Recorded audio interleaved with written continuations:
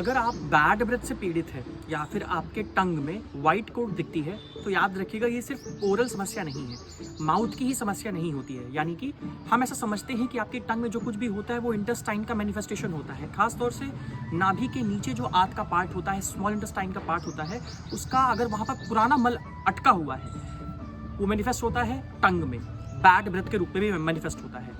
अगर आप modern anatomy की बात करें तो आप इसकी समझ में पाना थोड़ा मुश्किल होगा कि यार आते तो नीचे हैं, जुबान पे क्या ही ऐसा रहेगा।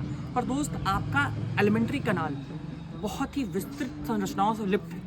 आयुर्वेद मानता है कि ये जो एरिया होता है ये बोधक कफ का एरिया होता है। ये हमें ज्ञान देता है कि कौन सा रस है, कौन सा गुड़ है, और उसी के आधार पर उसका डाइजेशन भी होता है, बॉडी डाइजेस्ट करती है।